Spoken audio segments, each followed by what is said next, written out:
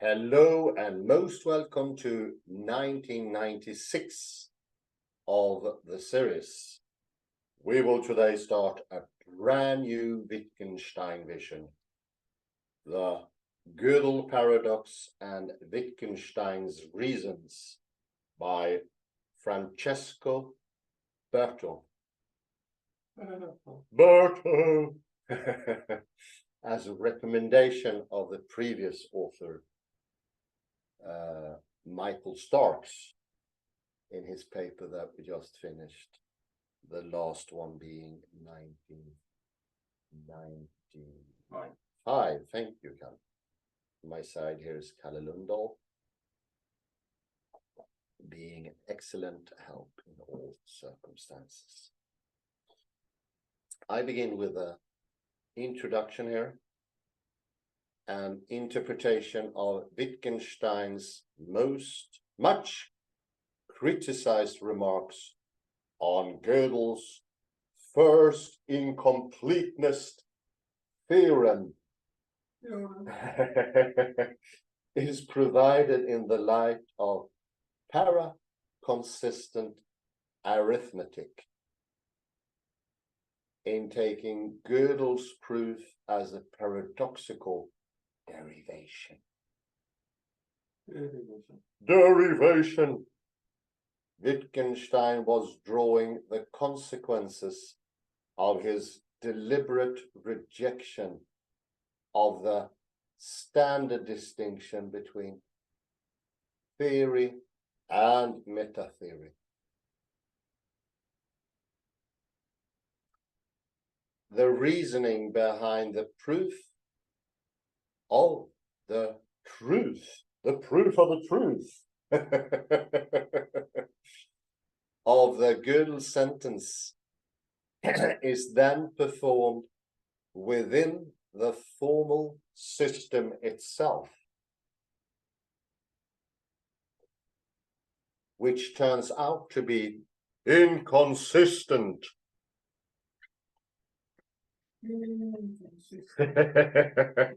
Inconsistent. Inconsistent.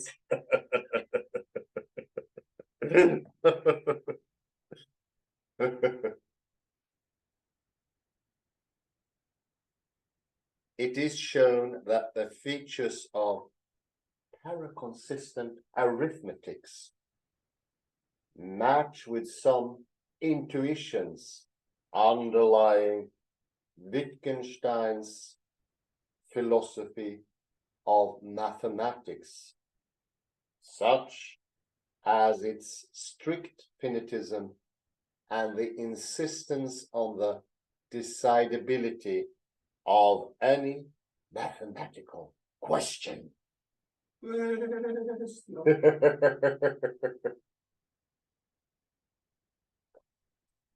One, the implausible Wittgenstein.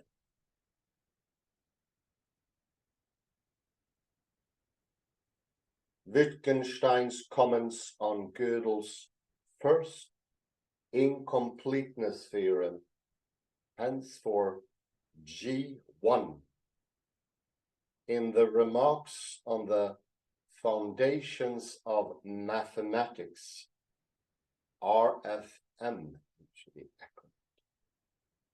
were dismissed by early commentators such as Kreisel, Dummett, and Bernays.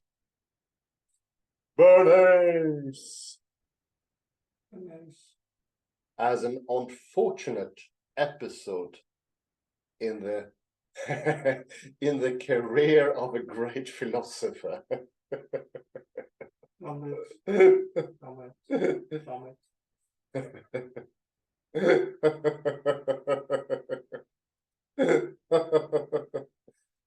Critics were particularly struck by the fact that Wittgenstein seems to take the undecidable formula of the formal system to which G1 applies as a paradoxical sentence.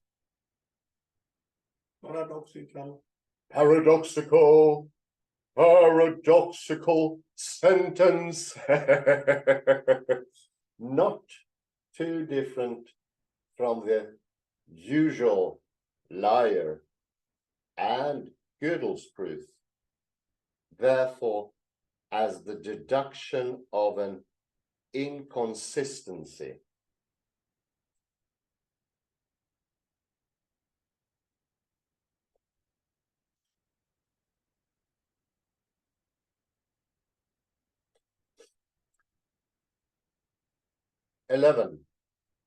Let us suppose I prove the unprovability in Russell's system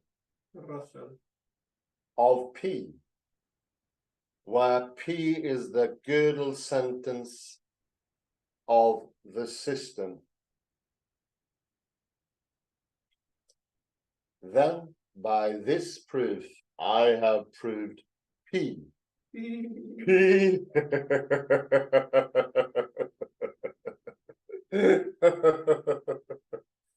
Now, if this proof were one in Russell's system, I should in this case have proved at once that it belonged to and did not belong to Russell's system. Russell's system. That is what comes of making up such sentences. Such sentences.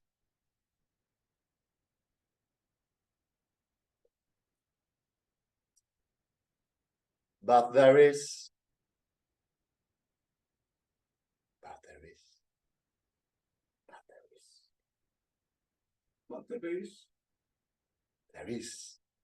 a contradiction here. Contradiction.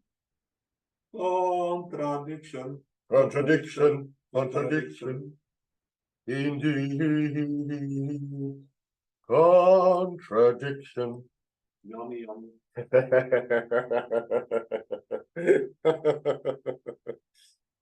Well, then there is a contradiction here. Does it do any harm here? Gödel Wittgenstein.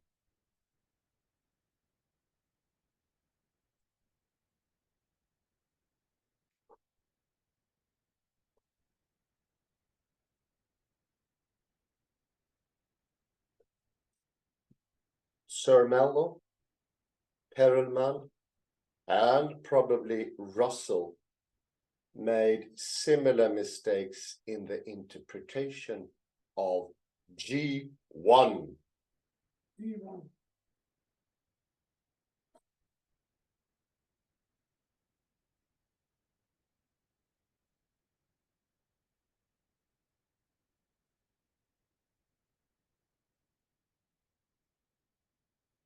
It is usually maintained that the error rests on a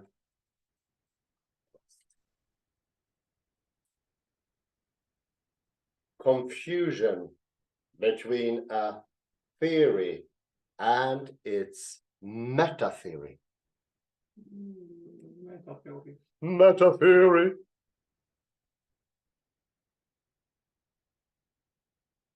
Or between syntax and semantics,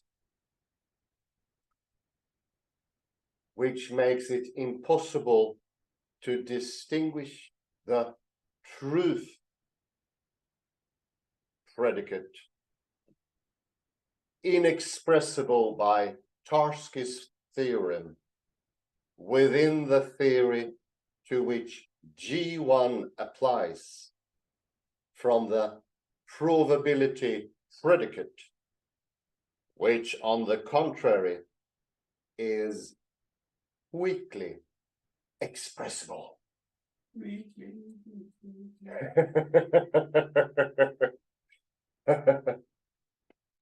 Alan Ross Anderson, for instance, explicitly charges Wittgenstein with such a confusion. There's a confusion abiding. Confusion. Confusion. What a confusion.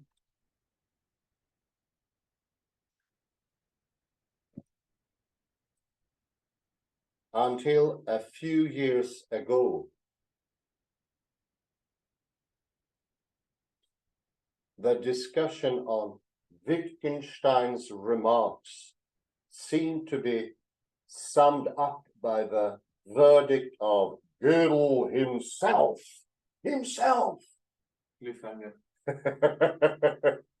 Who privately stated that Wittgenstein advanced a completely trivial and uninteresting misinterpretation of G1, as Cully here said.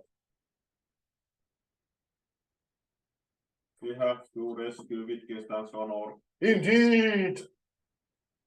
The valiant knights come to his rescue.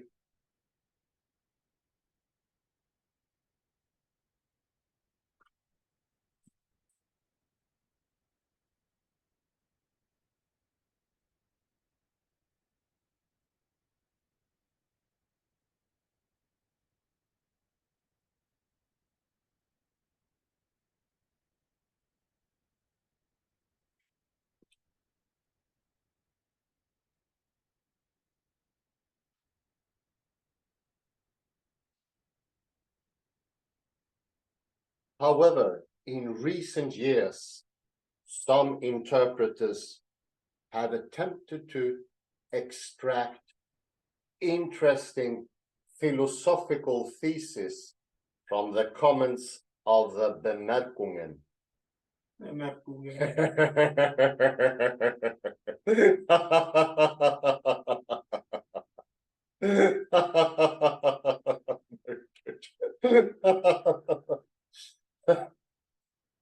Floyd and Putnam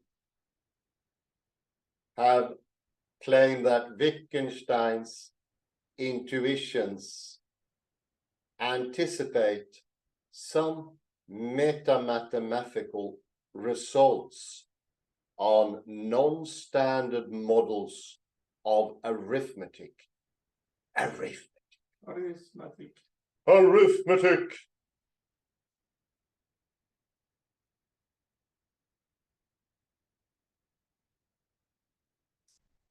And the debate is rapidly evolving, with authoritative commentators taking a stance on Wittgenstein's real thoughts. Real thoughts. His real thoughts.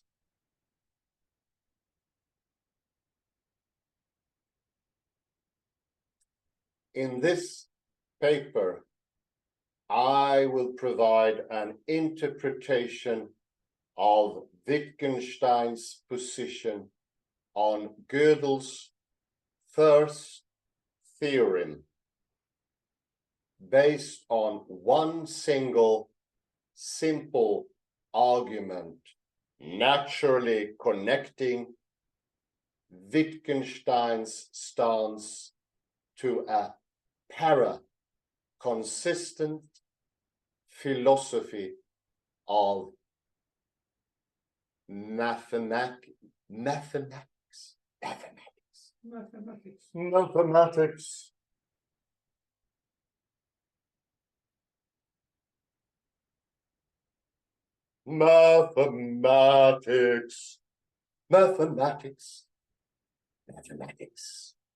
Indeed.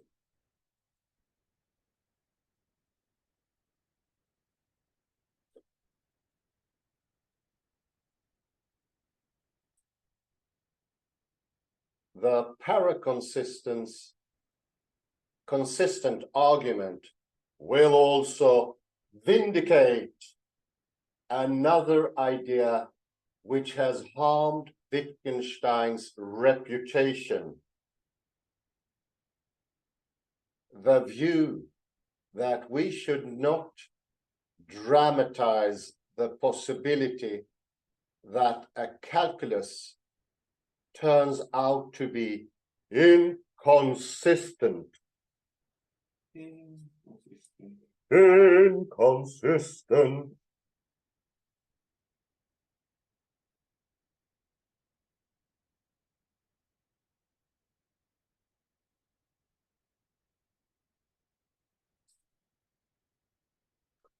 Such a Wittgensteinian tolerance towards inconsistency being precisely of the kind that paraconsistent logics, as is well known, are designed to formalize. Formalize. Da da da da da da da. Formalize.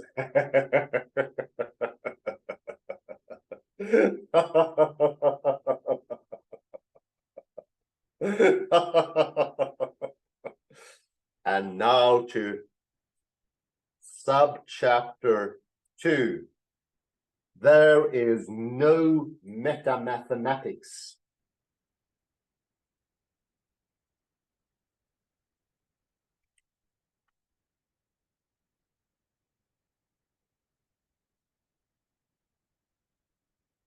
Let us begin with a review of Wittgenstein's claims on the subject of G1. G1.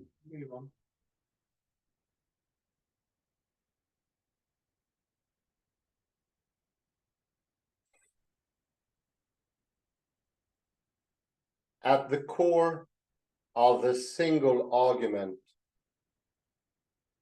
is the idea that in maintaining an interpretation of Gödel's proof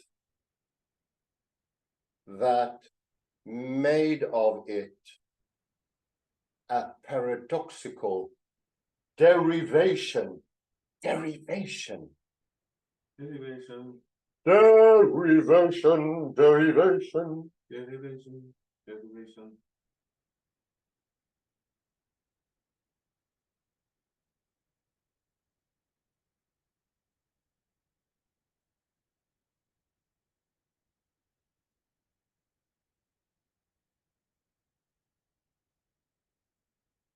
Wittgenstein was just drawing the consequences of his bold denial of the standard distinction between theory and meta-theory.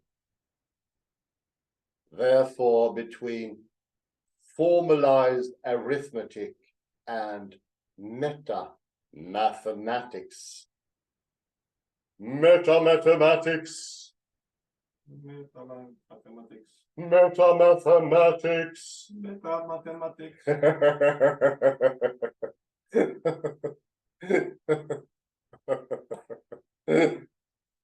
After Gödel and Tarski, logicians know that they should distinguish carefully between theory and meta-theory, and between syntax and semantics.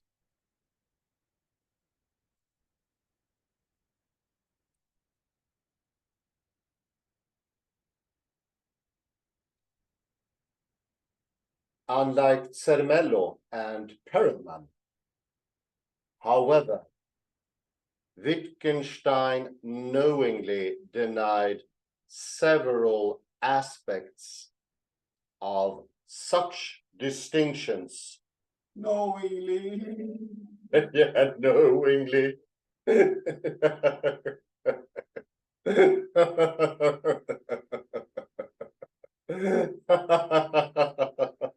He never had second thoughts for instance, on his rejection of Hilbert's meta-mathematics.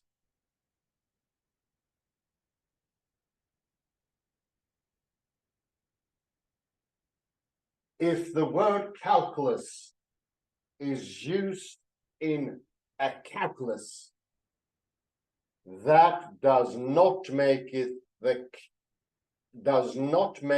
calculus into a metacalculus. In such a case, the word is just a chessman like all the others. It is just a chessman, Caleb. A chessman.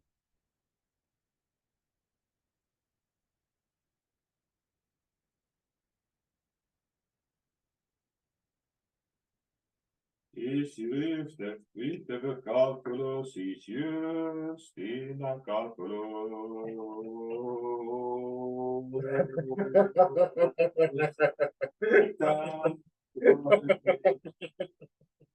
The calculus in the calculus.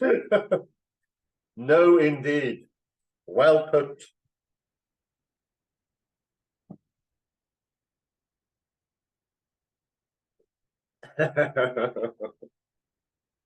Logic is not meta-mathematics either. That is, work within the logical calculus cannot bring to light essential truths about mathematics. Okay. Compare here the decision problem and similar topics in modern mathematical logic. Modern mathematical logic.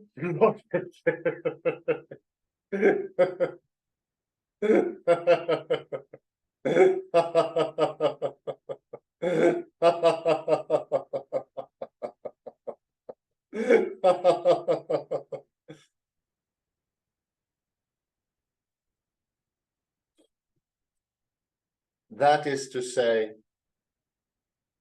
Hilbert's meta-mathematics is nothing but mathematics on the same level. On the same level. Hilbert's meta-mathematics is nothing but mathematics. Mathematics.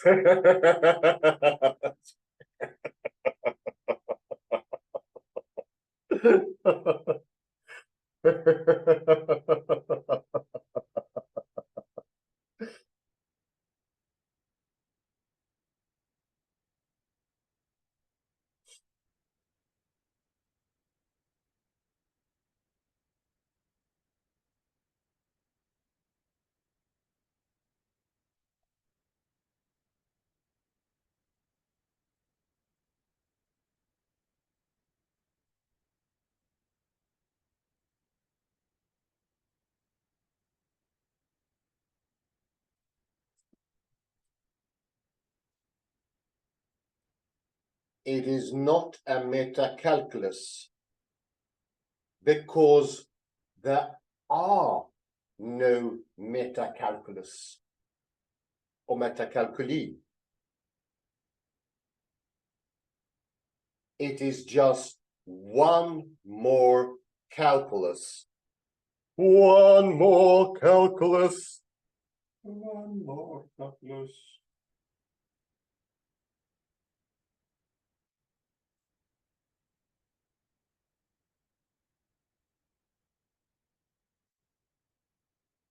It would take too much space here to discuss Wittgenstein's reasons for rejecting Hilbert's conception.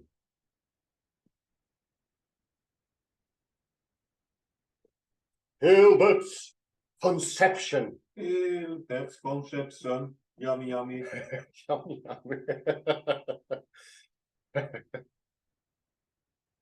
Roughly, they are closely connected to the rejection of the Platonic idea that mathematical sentences describe a domain of independently existing objects.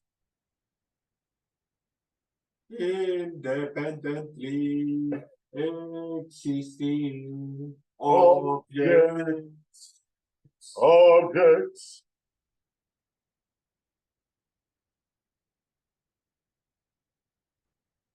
But Wittgenstein's claim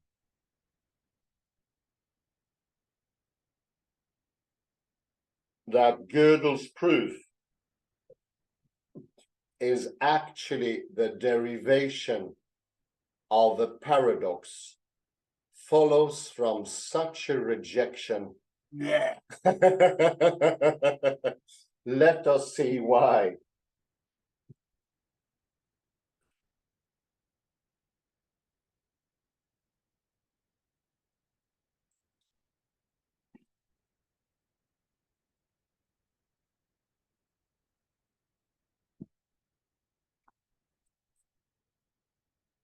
Take the usual piano arithmetic, PA, obtained by simply adding to ordinary first-order predicate logic with identity the first-order version of the piano axioms. Piano, piano, piano, piano. Take it piano, piano, piano.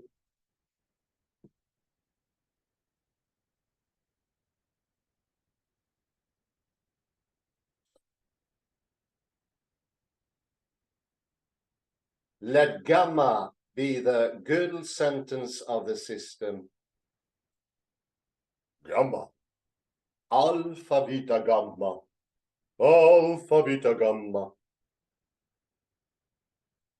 GI or G1 has it that if PA is consistent, then all PI gamma, and if PA is omega consistent, then all PA is not gamma. Not. Oops, Oh dear, what can we do? not gamma. We are in the midst of a problem.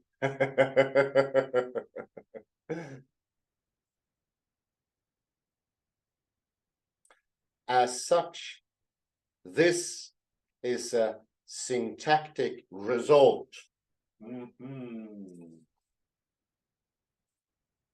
But the proof of G1 usually goes hand in hand with the following short semantic story, which Wittgenstein would have labeled as the prose. Prose.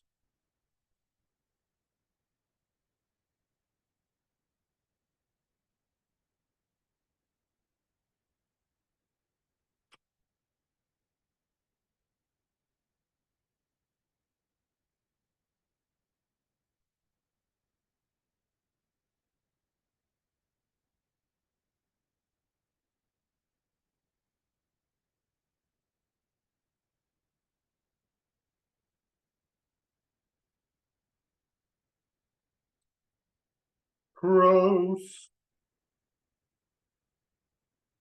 Short semantic story which Wittgenstein would later as the prose. Has the prose like a literary text of no importance or specific importance, since gamma claims via arithmetization to be not provable, not provable. And we have just proved that it is not provable. Not provable. Then gamma just is what it claims to be. Hence, it is true. True. True. Indeed.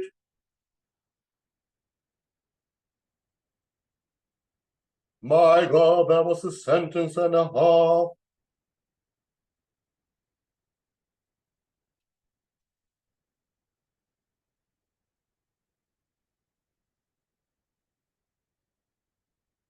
However,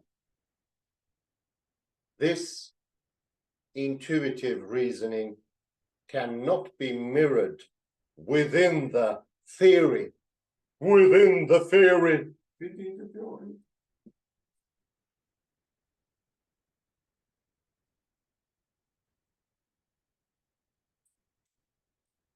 The truth predicate for piano arithmetic, were it expressible within piano arithmetic, would under the usual condition lead to the liar paradox, where the provability predicate is expressible. Expressible. Expressible.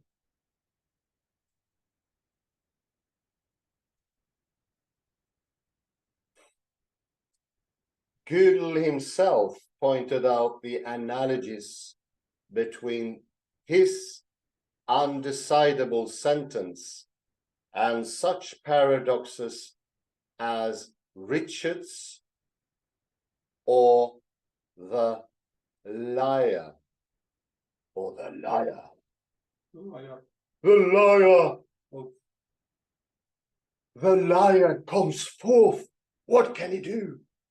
He's a pretension.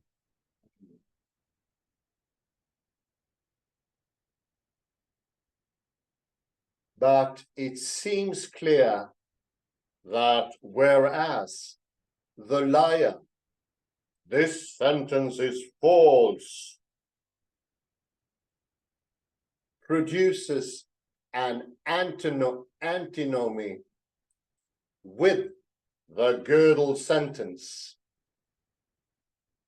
mathematically read as, this sentence is not provable. Not provable. Not provable. No contradiction is forthcoming.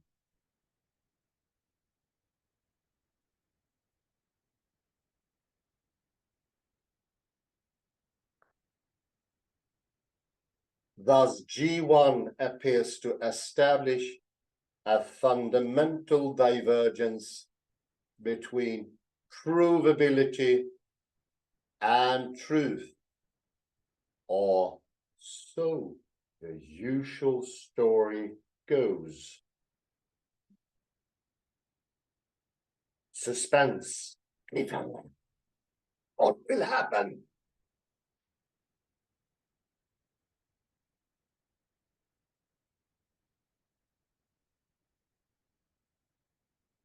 That the truth of the Gödel sentence is established by means of a detour.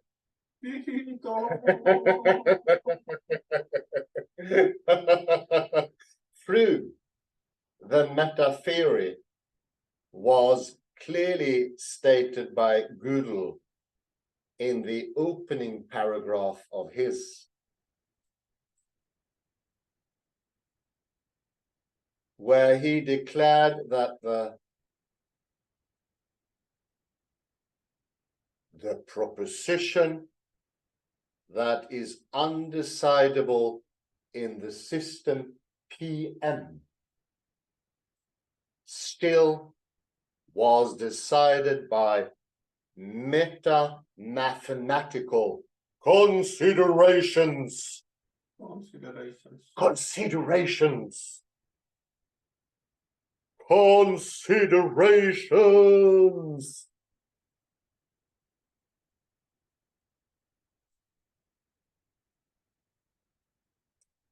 It was probably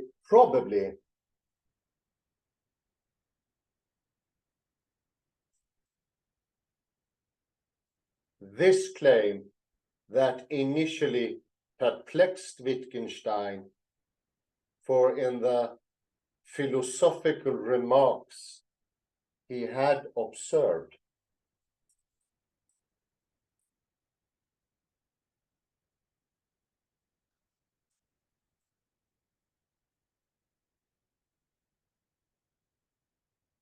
there cannot be a hierarchy of proofs.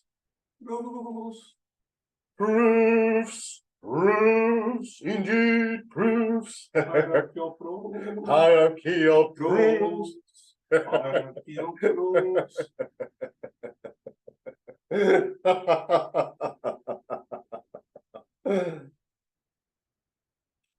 There cannot, in any fundamental sense, be such a thing as meta-mathematics.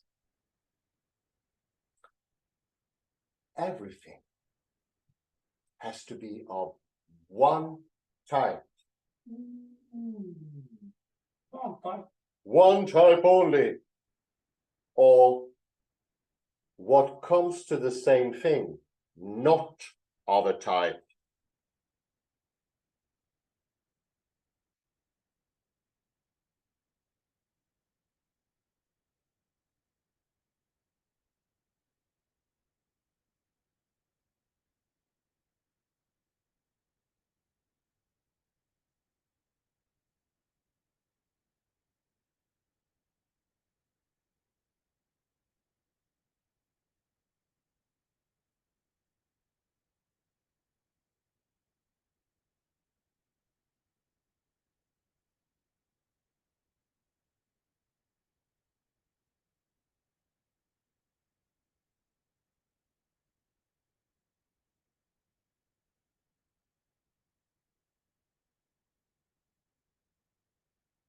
Indeed.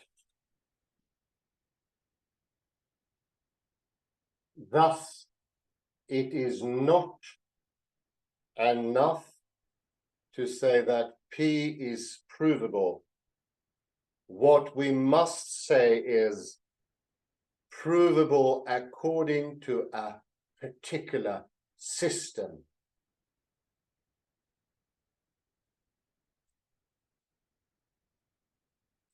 Further, the proposition doesn't assert that P is provable in the system S, but in its own system, the system of P. Of P.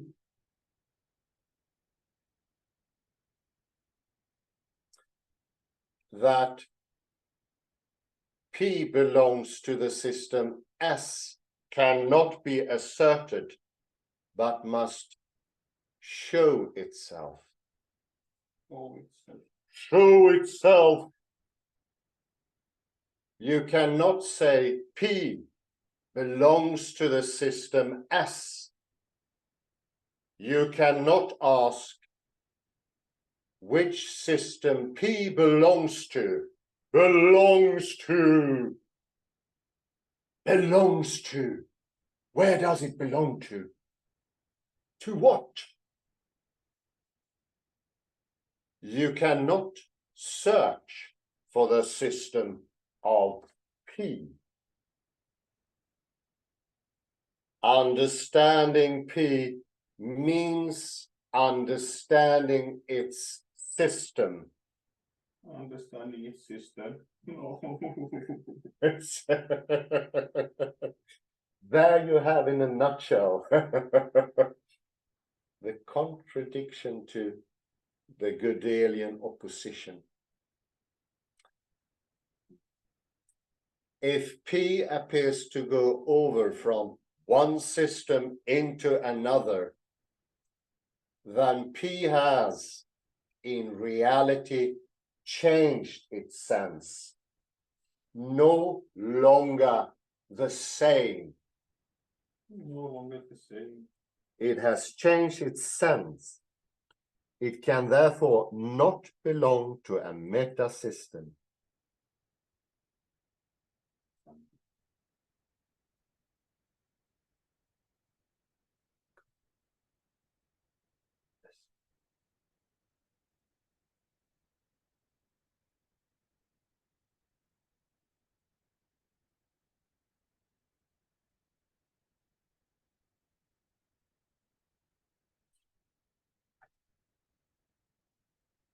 Within this framework, it cannot happen that the very same sentence, say gamma, gamma, turns out to be expressible but undecidable, undecidable in a formal system, say the piano arithmetic.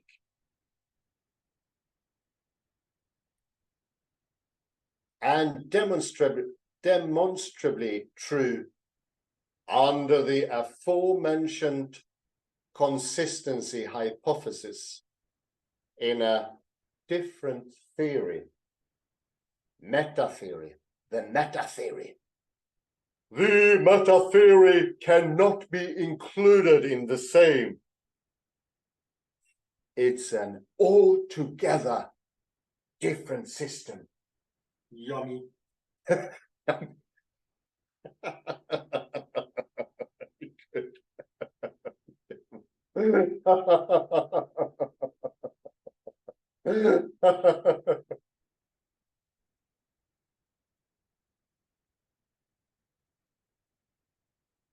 If, as Wittgenstein maintained, as one of the basic tenets of his philosophy of mathematics, proof established the very meaning of the proved sentences, then it is not possible for the same sentence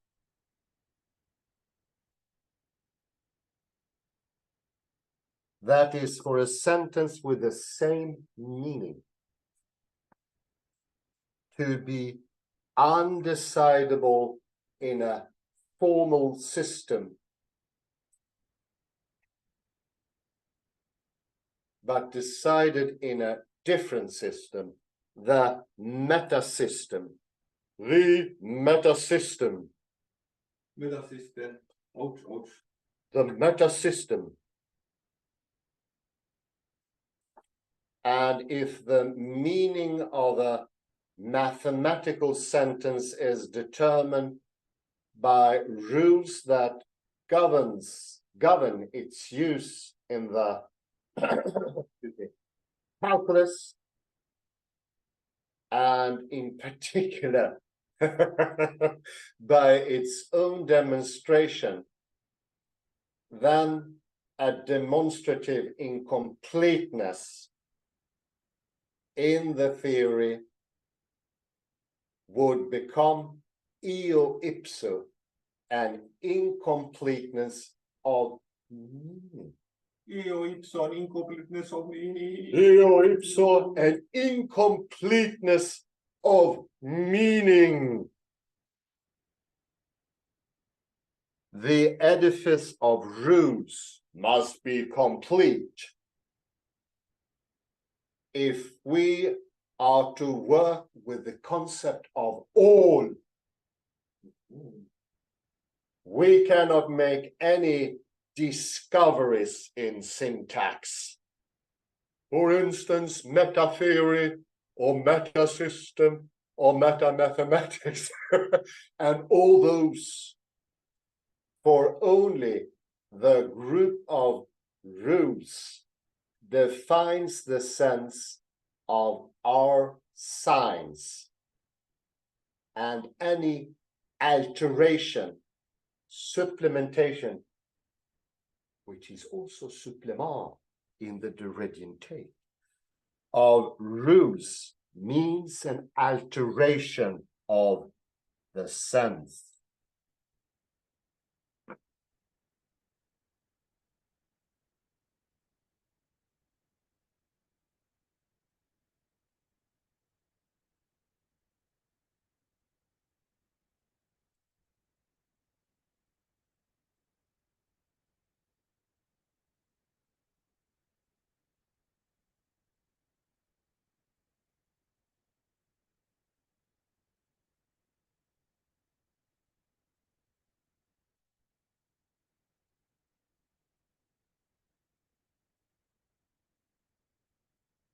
Mathematics cannot be incomplete any more than a sense can be incomplete. Mathematics cannot be incomplete. Any more than a sense can be incomplete. Incomplete. And there we have it in a nutshell. What a good place to end, because that is the rejection of the Gödelian impartial.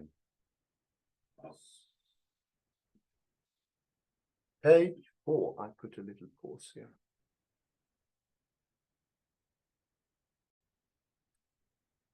So, to be compared with a rather longer text that we had in before by Michael Starks, this is a very condensed format. And this was one of the recommendations of Michael Starks to read. The other one was the articles by Rodic. If necessary, I will also bring those up in the series. But thanks to Starks, it becomes more comprehensible. And nothing says it more than actually the Gospels by Wittgenstein here. In a nutshell, so to speak. Here you will find it all. Page 211 or 4, depending on which thing you download. And it's the quote by Wittgenstein himself, the master, from his voice. And this time I will start in the wrong end. Mathematics cannot be incomplete any more than a sense can be incomplete. This can, of course, not be understood as it is, but trust the master, trust Wittgenstein.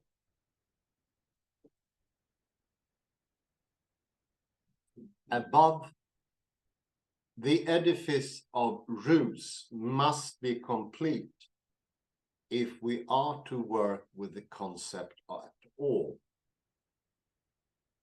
We cannot make any discoveries in syntax. So the meta idea is that there could be another, so to speak, level which has no connection to the rules that are playing forth in the language level. As a transcendental level, if you like, or something, I would say, not of this world, a Tegmarkian thing. This is actually an extension of the Tegmarkian thing, or the Hugh Everetian thing, into be an extra hyperlevel. This is what piano arithmetic could be construed to do, have an extra level.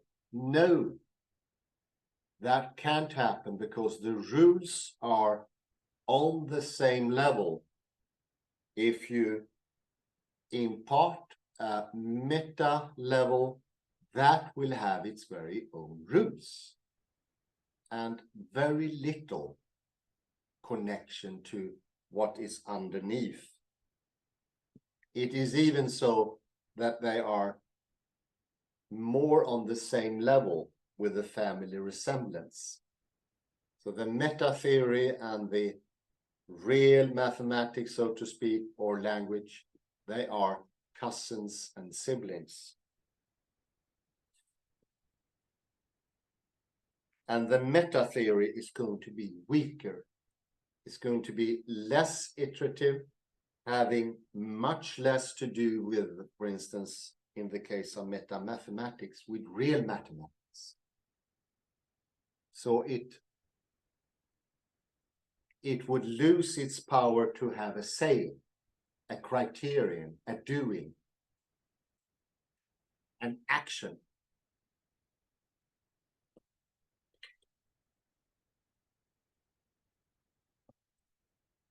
So in a way, and this now it's becoming more advanced, in a way, it is not pointing to itself. The liar paradox of the Cretan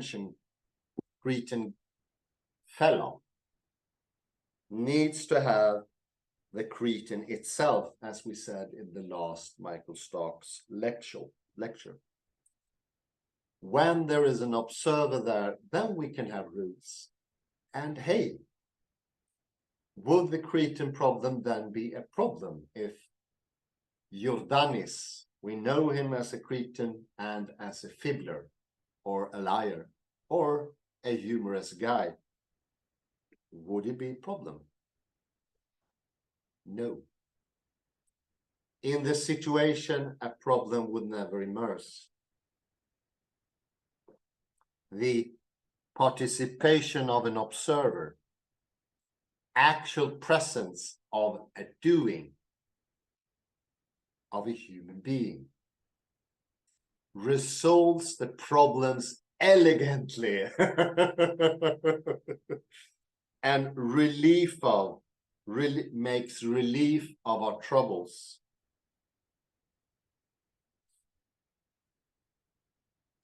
If we go, no, maybe we can start from the beginning instead here.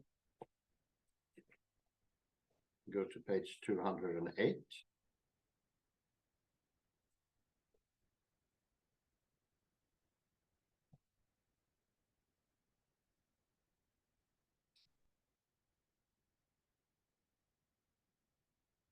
Just a little hint where we're getting to. The penultimate line on the quote from Wittgenstein.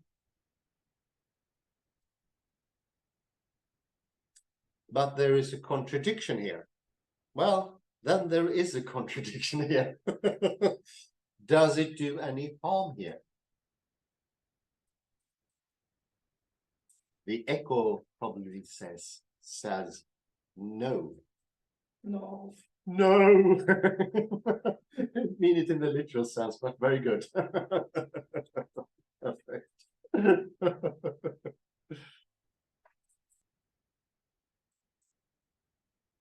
A little hint again. The next page, 209, begins in the previous sense, but it doesn't matter.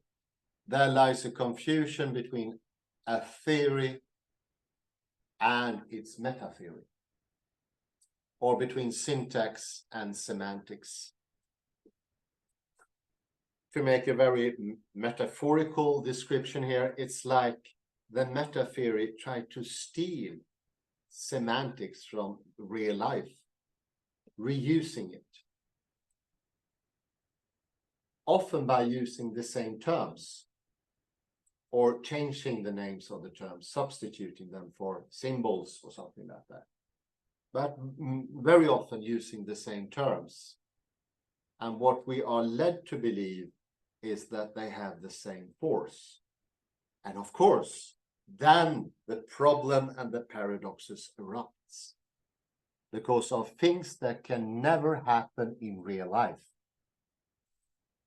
or wouldn't be problematic in real life.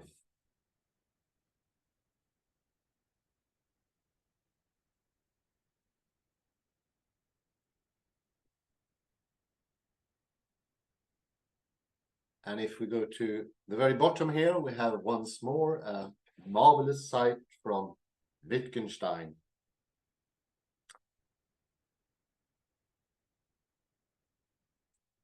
If the word calculus is used in a calculus, that does not make the calculus into a metacalculus.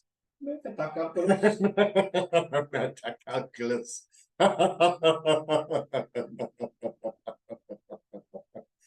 In such a case, the word is just a chessman like all the others. So it plays in the same chessboard, maybe even to a lesser extent, less used. It's like a pseudo pawn or a pseudo queen.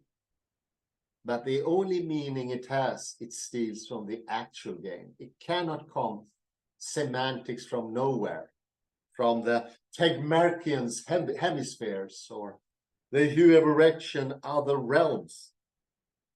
No, it has to come from the actual use, the observer, the participation, the interpenetration of the Klein bottle.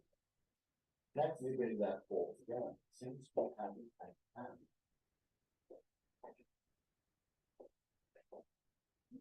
Klein bottle.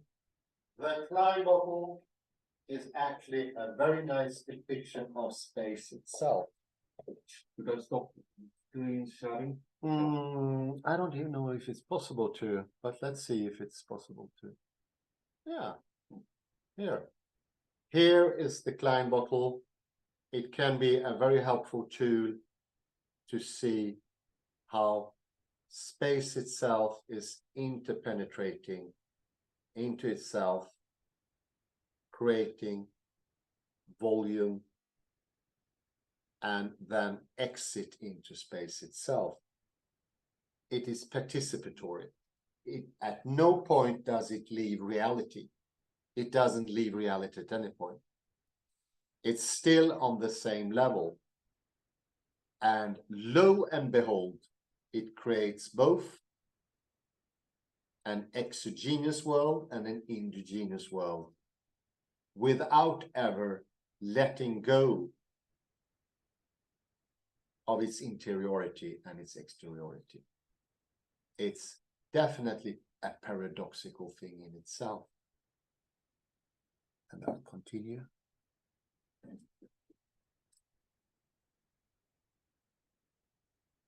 Funkar det? Tackar för den. Går ju rätt bra. It's working well with a mobile.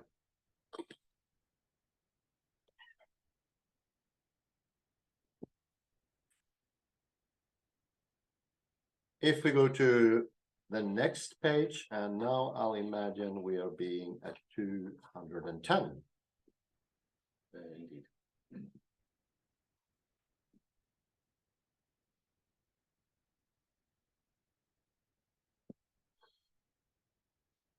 And listen here now, I think now I'm pounding in the message, or rather Berto is pounding in the message. Once more a repetition, but repetitions are good. We've been seeing that all through the series. We tried different interpreters of Wittgenstein, and they all have their faults. But it's still iterations, like the word kanya. It will not be perfect the first time. It will never become perfect. It goes infinitely to better and better. And this is also a very nice difference to Wittgenstein compared to other philosophers. There's no absolute Wittgenstein. It can't be summed up to say, oh, now I understand Wittgenstein, now it's finished. No, it constantly improves. And isn't that very spiral? There's nothing circular with Wittgenstein. And of course, this is also, I'm just showing the Klein bottle to Kalle, my colleague here. That is also a sort of spiral. constantly developing.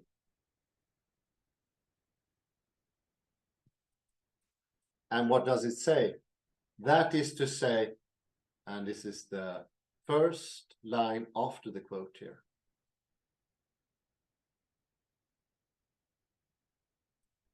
That is to say, Hilbert's meta-mathematics is nothing but mathematics. Mathematics. It's still on the same level. It's still a chess man. It's still doing its thing in real life, participating, acting. As Rudolf Pfeiffer showed, thinking is action. They are intertwined. They are intermarried. They are interwoven. I don't know any more interwords, interpenetrated, as our dear friend or contact Lucio Diego Rappaport called it. I like that, or maybe coming from Stephen M. Rose. And I also like this. The third paragraph, or the next paragraph, I'll say, but yeah, that one. At the end there, and it's a bit formalized here, but it's summoned up in the paragraph itself. And I will jump in mid-sentence. But the proof, well, the proof of G1 usually goes hand in hand with the following short semantic story.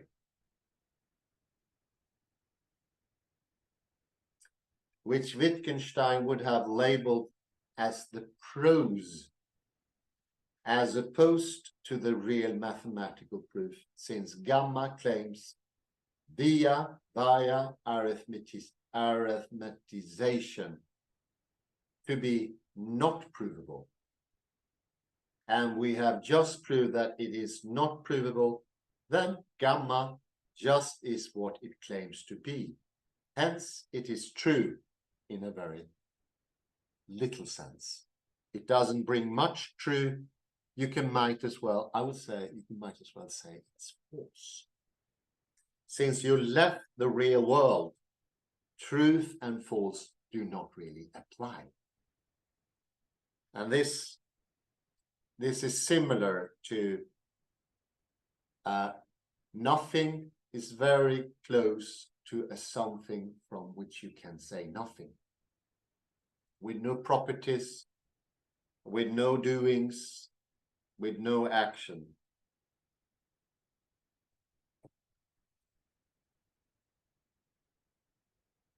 And if we go to the next paragraph,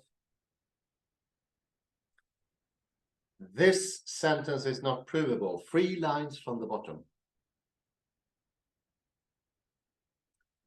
This sentence is not provable. No contradiction is forthcoming. It is not a loop. It's a spiral, maybe. It's not circular. It goes one level up and it loses its connection to some degree to the actual chessboard. And therefore, less meaning, and almost as implied here, hardly any meaning at all.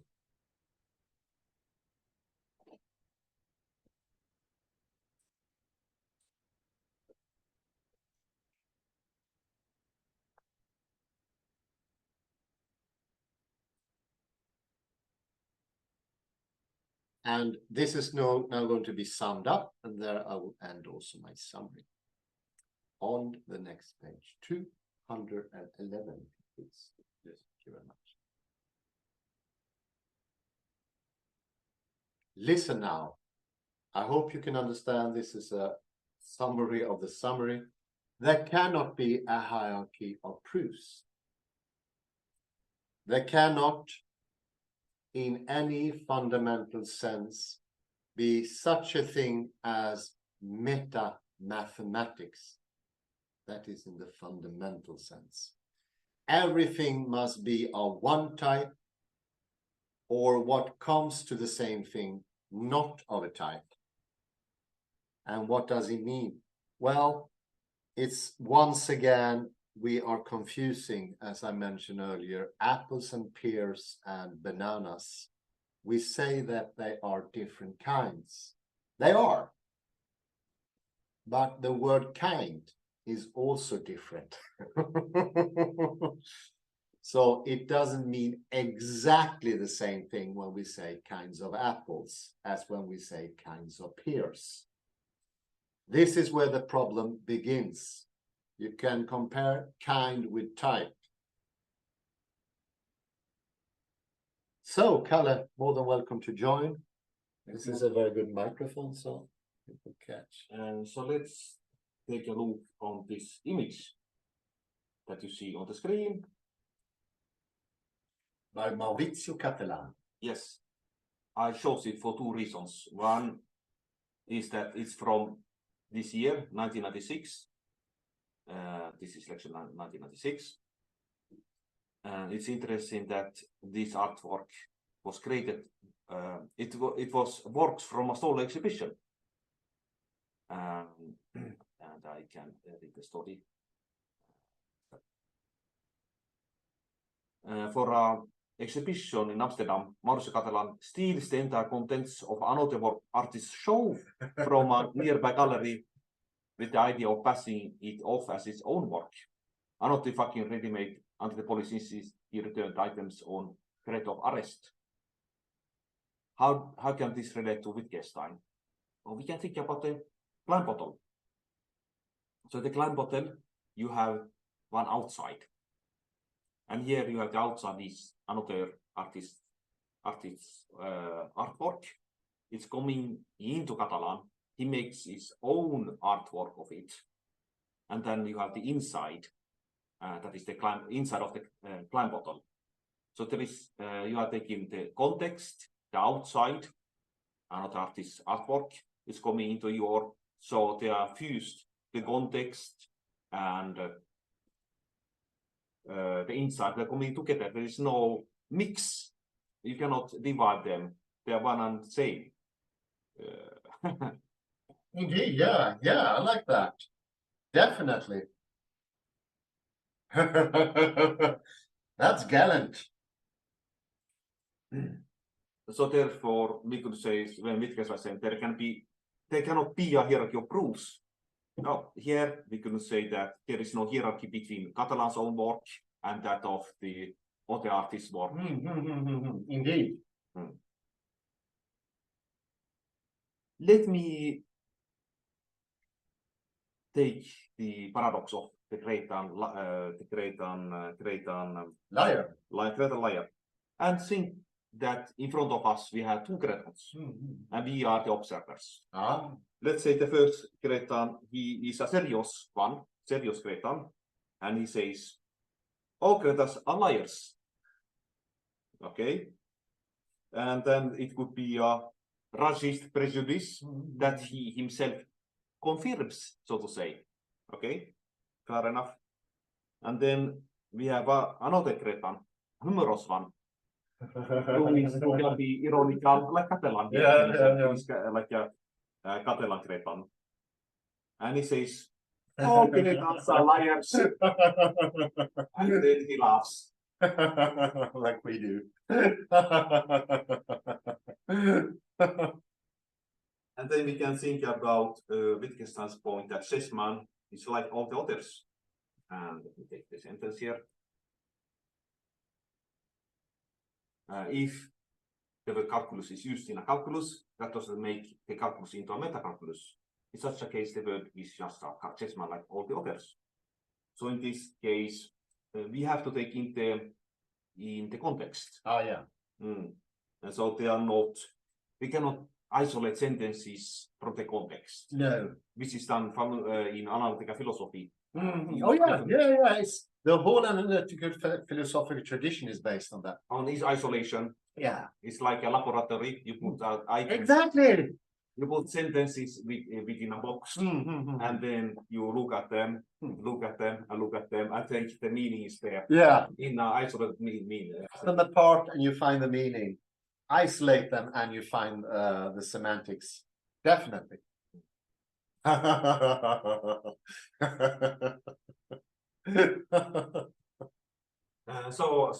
Things make sense mostly only in contexts.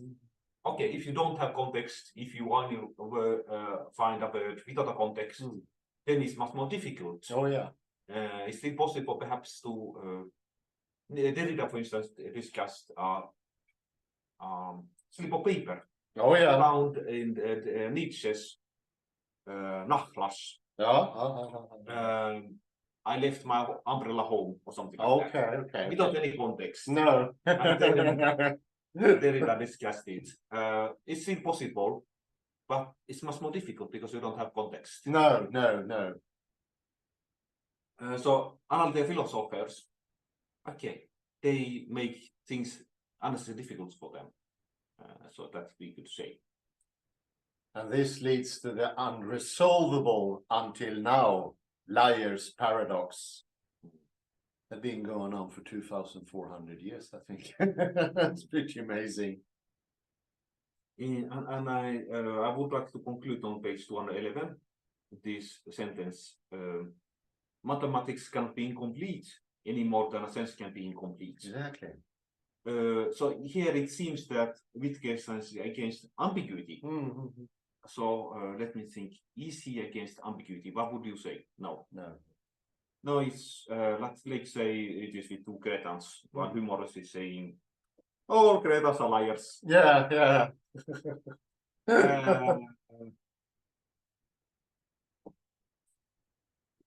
Because it's complete in one sense.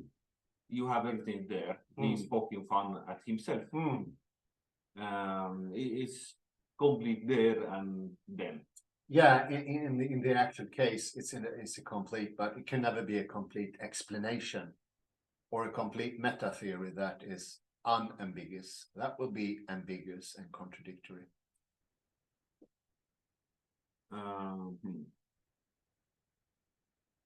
But we still have to, so to say,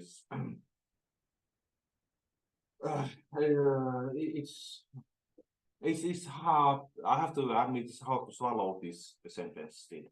Any more than a sense can be incomplete because it's in one way it seems that it is, so to say, against ambiguity. Oh no. The only thing he says very little actually. It's a very small claim. And to say nothing is incomplete, it means just we use them. We play chess. There's no use to say something wrong with the chessboard. We use mathematics, and in that sense, it's complete. He doesn't mean say anything more about that. He doesn't bring in a meta theory of mathematics or any Gödelian take on mathematics. He's just say we use it. That's sort of it.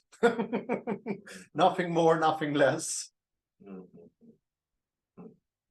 Well, I propose that we enter. Yeah, very good. Oh, thank you very much, Kalle Lundahl. Excellent comments as usual.